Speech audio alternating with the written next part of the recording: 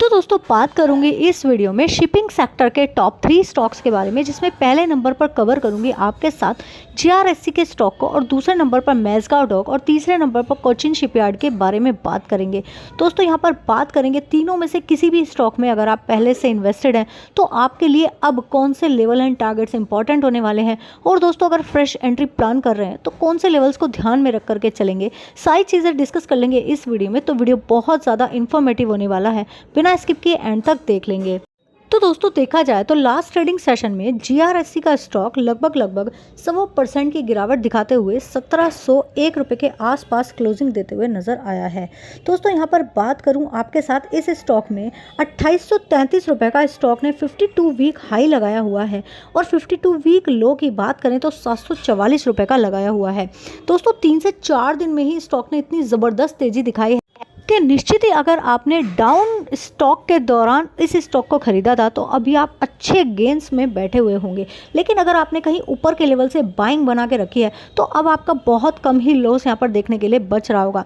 दोस्तों यहाँ पर बात करें, इसका पहला रेजिस्टेंस लेवल जो है वो 1810 रुपये के आसपास का है, लेकिन अगर बात करें स्टॉक, मुझे लगता है इस समय 1900 के करीब डेफिनेटली आना चाहिए। उससे पहले स्टॉक में वापस रिटर्न नहीं आएगा, और थोड़ी बहुत प्रॉफिट बुकिंग जो देखने के लिए मिल रही है उसके दौरान अगर स्टॉक थोड़ा बहुत डाउन आया भी तो 1650 रुपये तक अगेन आपको देखने के लिए मिल सकता है, लेकिन वहाँ से स्टॉक वापस से रिकवर होगा और आपको 1900 रुपये तक डेफिनेटली आता हुआ नजर आएगा।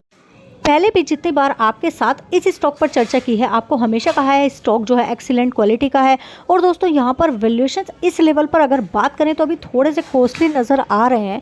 एक साल पहले अगर आपने ये स्टॉक खरीदा है तो अभी आप 123% के ज़बरदस्त रिटर्न्स में बैठे हैं, तो आपको पता चल सकता है स्टॉक के पास जो ऑर्डर बुक है वो भी काफ़ी अच्छी बनते हुए नज़र आ रही है। आप चाहें तो स्टॉक को थोड़ा लंबा समय दे सकते हैं, जिसके दौरान ये स्टॉक आपको 2000 से 2200 रुपये तक के लेवल भी डेफिनेटली दिखा सकता है। कई बार स्टॉक बारे में हमने आपको बताया कि स्टॉक ने एक गैप छोड़ रखा है, जिसके दौरान ये स्टॉक 2250 रुपये तक जा सकता है। अगर इस तेजी के दौरान स्टॉक 2250 रुपये के आसपास आता है तो वहां पर एक प्रॉफिट बुक करने का अच्छा मौका आपके साथ मिल सकता है। अगर स्टॉक 2250 आता है तभी एक फ्रेश रिव्यू कर लेंगे कि अब आगे के लिए स्टॉक में क्या आउटलुक रहने वाला है। फ्रेश एंट्री करना चाहते हैं तो बहुत ही कम कैपिटल लगाकर इस लेवल पर स्टॉक होकर चलेंगे, क्योंकि वैल्यूएशंस अब की अगर बात करें तो 49 के पी पर इस लेवल पर ट्रेड कर रहा है, और प्रोमोटर्स की होल्डिंग की बात करें तो 74.50 के करीब परसेंटेज हिस्सा प्रोमोटर्स ने होल्ड किया हुआ है, जो नो डाउट काफ़ी ज़्यादा अच्छा है। अब बात करेंगे शिपिंग सेक्टर के नंबर 1 स्टॉक के बारे में, मैज़गांव डॉक के बारे में। दोस्तों जो स्टॉक नंबर 1 क्वालिटी का है, जीआरएससी से पहले अगर किसी भी स्टॉक को बाइंग करने का मौका आप तलाशें तो वो आप मैज़गांव डॉक के साथ जा सकते हैं। ये स्टॉक अभी गिरावट में, आपने देखा होगा 2000 के आसपास आया था, तब भी हमने आपको कहा था बिना डरे स्टॉक में बैठे रहिए।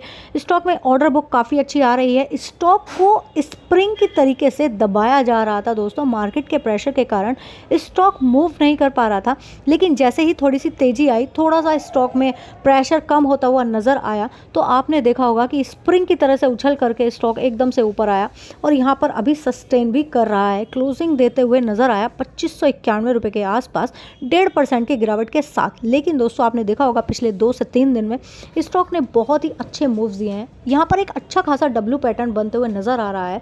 ये पैटर्न आपको एक बुलिश सिग्नल दे सकता है अच्छा खासा। थोड़ी बहुत प्रॉफिट बुकिंग देखने के लिए आपको मिल सकती है, क्योंकि जिन्होंने बहुत डाउन लेवल से खरीदा था वो लोग हो सकता है प्रॉफिट को बुक करके यहाँ पर चले। यहाँ पर अगर बात करें तो दोस्तों 2800 से पहले आप इस स्टॉक में प्रॉफिट बुक बिल्कुल भी मत कीजिएगा, जो आपको बहुत ही जल्द देखने के लिए मिल सकते हैं। यहाँ पर बात करें, स्टॉक एक्सीलेंट क्वालिटी का है। 84% यहाँ पर प्रोमोटर्स ने अपनी होल्डिंग बनाई है।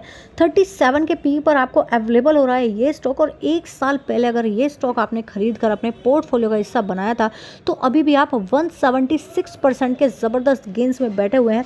तो देख सकते हैं स्टॉक कितनी तेज़ी के साथ में ग्रो कर रहा है।